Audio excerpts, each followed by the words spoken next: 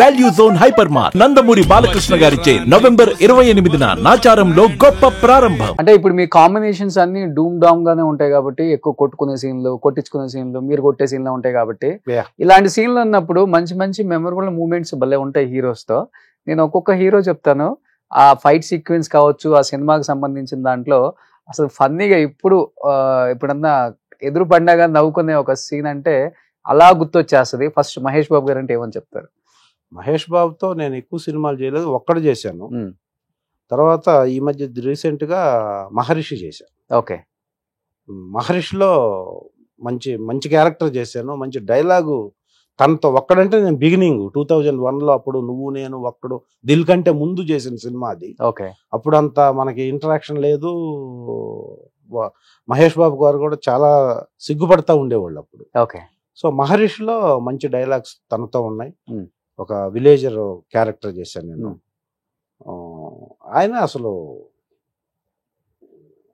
ఒకటే షాట్ లో చెప్పేసి వెళ్ళిపోతాడు. ఓకే,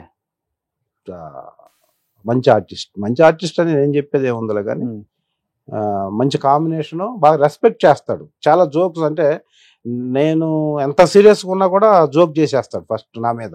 ఓకే, జోక్ చేసేసి ఆ మొత్తం అట్మాస్ఫియర్ హోమ్లీగా చేసి తర్వాత సీన్ చేస్తారు కాబట్టి అసలు ఏ టెన్షన్ ఉండదు. ఓకే. సో ఆయనలో మీకు బాగా నచ్చే ఒక మంచి క్వాలిటీ అంటే ఏమని చెప్తారు?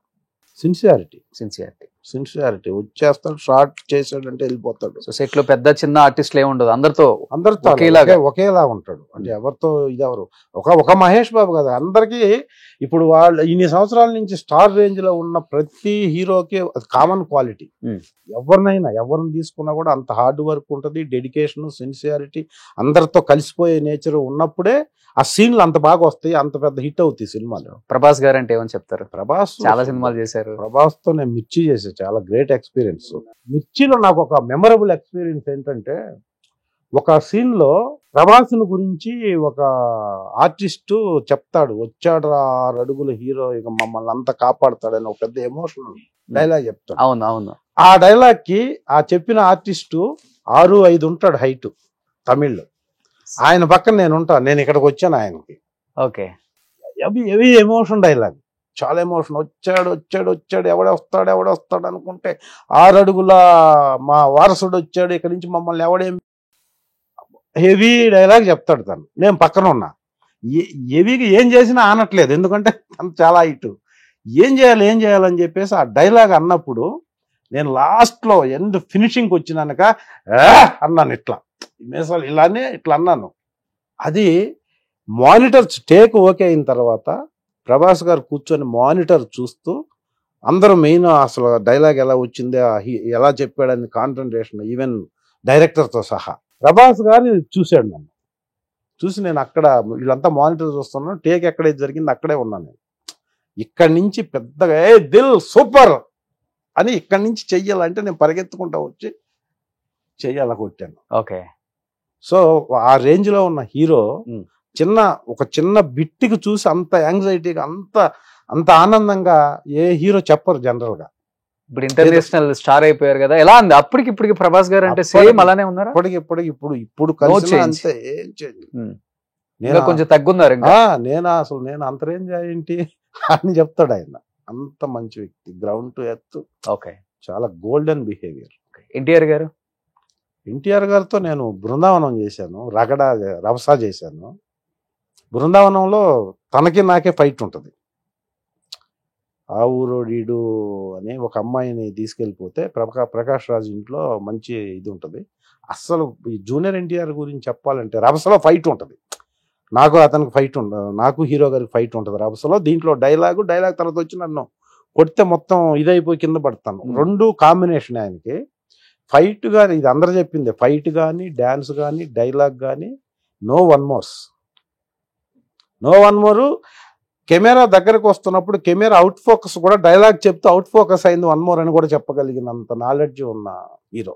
ఓకే, అస్సలు అలా చూస్తూ ఉంటాం ఆయన చేస్తుంటే. జూనియర్ ఎన్టీఆర్ గారు ఏది చేస్తున్నా మనం అలా ఉన్నామంటే లిటరల్ గా అన్ని మర్చిపోయి చూస్తుంటాం. అంత ఆయనకి అది గాడ్ గిఫ్ట్.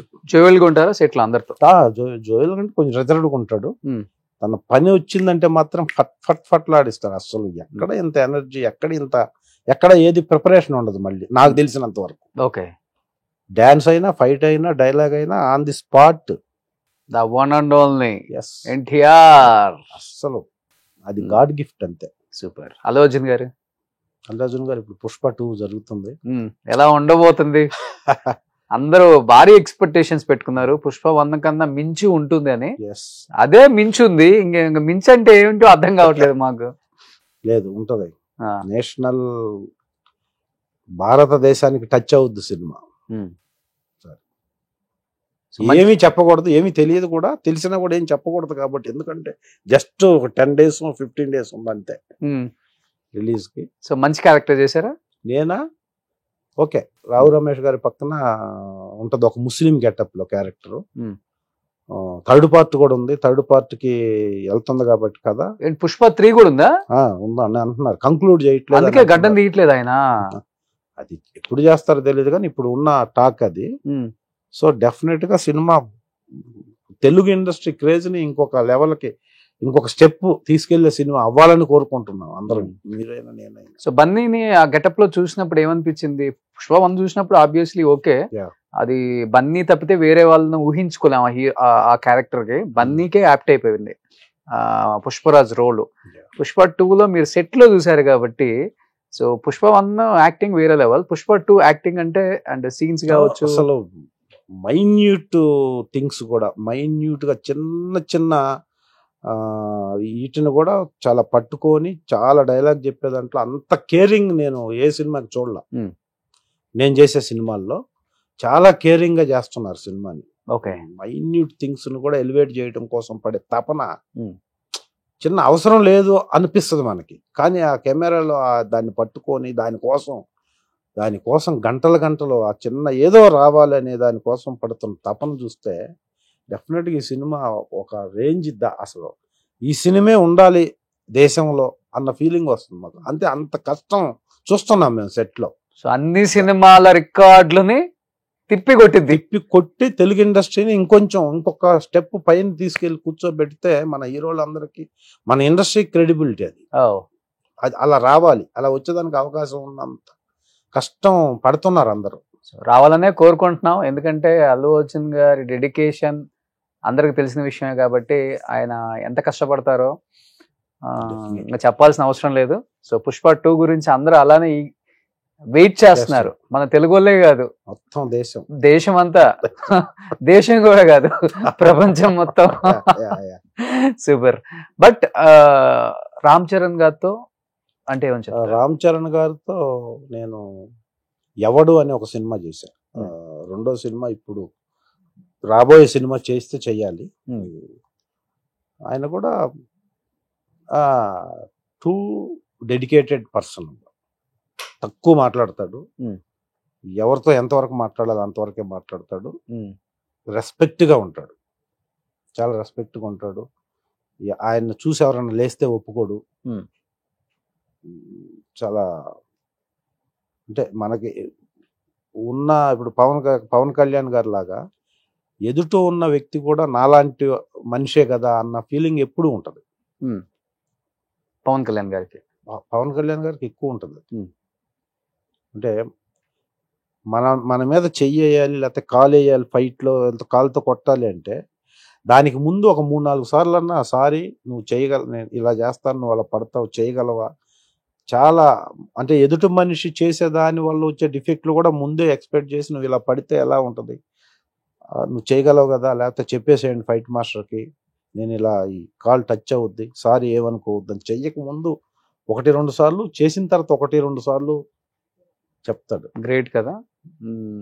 సో అది అప్పటికే నేను ఎప్పుడు పవన్ కళ్యాణ్ గారితో ఫస్ట్ ఖుషి చేశాను, అది 2001లో. తర్వాత కాటమరాయుడు చేశాను, గబ్బర్ సింగ్ 2 చేశాను. ఇప్పటికీ అదే బిహేవియర్. ఓకే, ఆ బిహేవియర్ ఉండబట్టే ఈరోజు డిప్యూటీ చీఫ్ మినిస్టర్ అయ్యారు. నెక్స్ట్ చీఫ్ మినిస్టర్ అయ్యే ఛాన్సెస్ కూడా ఉన్నాయి అని చెప్పేసి వింటూనే ఉన్నాం మనం. గ్రేట్. బట్ మీరు అన్నట్లుగానే ఈ విలన్ తో ఎప్పుడు కాంబినేషన్స్ ఉన్నప్పుడు హీరోకి కొట్టుకునేటప్పుడు కావచ్చు, లేకపోతే కింద పడే సీన్స్ కావచ్చు, లేకపోతే తెలియకుండా దెబ్బలు తగిలే కావచ్చు, ఎక్స్క్యూజ్ అడుగుతారు హీరోస్ కూడా, అయ్యో తెలియక ఏమన్నా ఎక్కువ తగిలిందా, సారీ అని చెప్పటం. ఇలా ఎక్కువ ఏ హీరోస్ దీని గురించి ఎక్కువ ఇబ్బంది పడేవాళ్ళు? కాల్తో తనే సీన్స్ ఉంటాయి కొన్ని మనం న్యాచురల్ గా చేయాలి, తప్పదు. ఎక్కువ ఏ సినిమాలప్పుడు ఏ హీరోలతో ఎక్కువ ఇబ్బందులు పడేవాళ్ళు మీరు? ద్రోణ అనే ఒక సినిమాలో నితిన్ గారికి నాకు ఫైట్ ఉంటది. Okay, Drona cinema. దాంట్లో బ్యాక్ నుంచి వచ్చి నేను షోల్డర్ మీద ట్యూబ్ లైట్స్ తో కొట్టాలి. ఓకే, షోల్డర్ మీద ట్యూబ్ లైట్ తో కొట్టాలి బ్యాక్ నుంచి వచ్చి. అది లాస్ట్ మినిట్ లో టెన్షన్ గా ఫైట్ మాస్టర్ ఏం చేసింటే దాంట్లో ట్యూబ్ లైట్ కి గ్యాస్ ఉంటుంది, గ్యాస్ ని రిమూవ్ చేసి ట్యూబ్ లైట్ ఇస్తారు మనకి. ఆ టైం అయిపోతుంది, లాస్ట్ 5:30 అయిపోయింది, లైట్ పోతుంది, కానీ అని చెప్పేసి గ్యాస్ తీయకుండానే ఇచ్చారు నాకు ట్యూబ్ లైట్. ఓకే, నేను ఇక ఆ టైంలో అందరూ చెయ్యలు ఏం కాదన్నప్పుడు కొట్టాను. కొడితే ఆ ఒక పీస్ వెళ్ళిపోయి ఇక్కడి నుంచి ఇలా క్రాస్ చేసి వెళ్ళిపోయింది నితిన్ గారికి.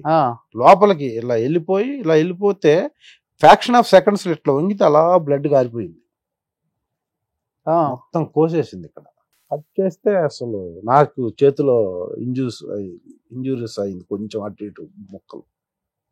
ఏం అర్థం కాలేదు, ఇంకా అలా వంగితే అలా కారిపోతుంది.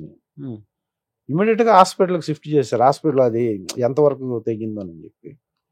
ద్రోణ సినిమా దగ్గర 15-20 days బ్రేక్ షెడ్యూల్ ఒక్క సీన్ వల్ల.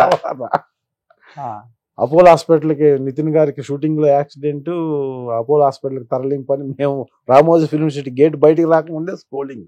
ఓకే, టీవీలో. బట్ వాళ్ళ ఫాదర్ కానీ, సుధాకర్ రెడ్డి గారు కానీ, నితిన్ గారు కానీ, ఆ సినిమా ద్రోణ డైరెక్టర్ కానీ, ప్రొడ్యూసర్ కానీ ఎందుకు ఇలా అయిందని ఒక్క మాట నన్ను అనలా. ఎందుకంటే ఫైట్ మాస్టర్ అన్నారు, గ్యాస్ తీయకుండా ఇస్తే ఎవరు తప్పదు, ఎవరికి తెలియదు ఎటు నుంచి వెళ్తుందో. కాబట్టి నేను తర్వాత సుధాకర్ రెడ్డి గారి సినిమా నేను మొన్న మాచర్ల నియోజకవర్గం చేశాను, వాళ్ళ సొంత బ్యానర్. గుర్తొచ్చుంటది tube light. అప్పుడే నేను వెళ్ళి సారీ ఇలా నువ్వేం చేస్తావు, అది బై మిస్టేక్ జరిగింది, ఎవరు ఏం చేయలేరు దానికి. ఓకే, తర్వాత చేయండి మళ్ళా సినిమా షూటింగ్కి వచ్చి చెప్పాను. మొన్న మాచర్ల నియోజకవర్గం కూడా ఆయనకి గుర్తు చేస్తే ఆ మార్క్ ఇంకా ఉంది. అవును, అదే గుర్తుంది నాకు కూడా.